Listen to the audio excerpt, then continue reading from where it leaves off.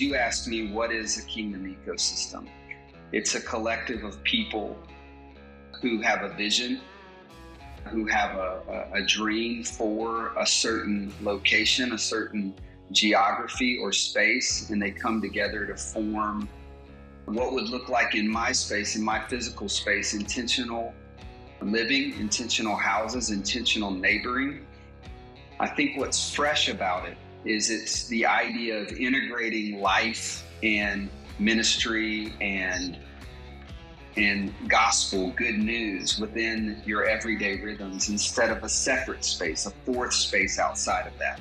Generally, when you get apostolic ideas, at least for me, I just found that you don't know how or what it's going to end up being 2 years, 3 years, 4 years down the road. So, and nothing is is like a plug and play method. Whatever works in Alton may or may not work in Tampa or Birmingham or Portland or wherever. We want to provide gray pages, which are very specific contextual learnings from all the different brave cities around, hopefully, the world.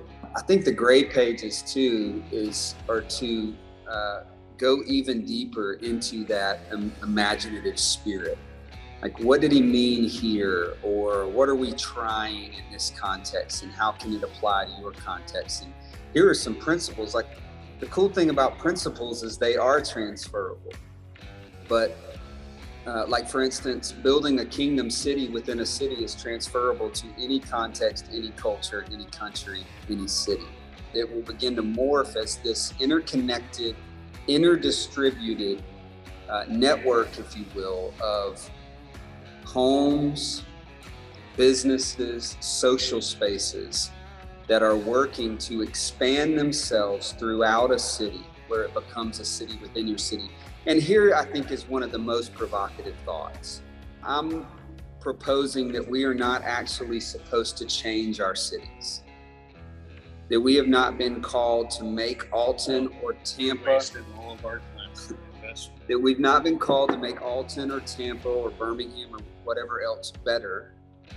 But whether it sounds like semantics or not, we are building a new city in our city, that as that city expands, the scripture says where the righteous prosper. This is kind of our foundational idea. Where the righteous prosper, the city rejoices.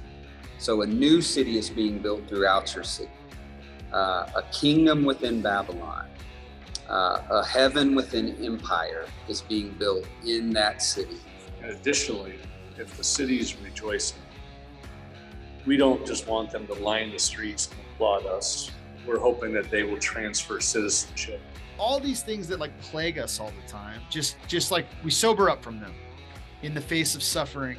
And I guess I don't know, to put it back to you as a question, like about the, like, because you're like, as you said, like these kingdom cities, these brave cities, like at some level, there's a core building block that is the place of suffering. And I couldn't help but think of this passage to be like, the cornerstone that these things are built on is actually the thing that builders reject. And if you're going to be a builder that's going to build something kingdom, you can't reject this cornerstone. And what the rejectionable part of Jesus was that he was a suffering servant. Exactly that, right? The very first thing that God builds is people, disciples. And it's the quality of a disciple that actually carries most of the weight. I think we're made to fight.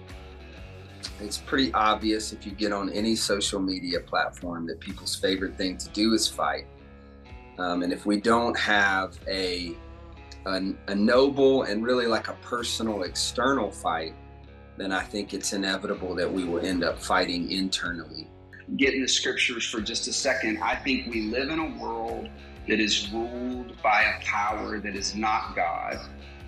And we have been given the authority and the power to build a city that is ruled by God within that world.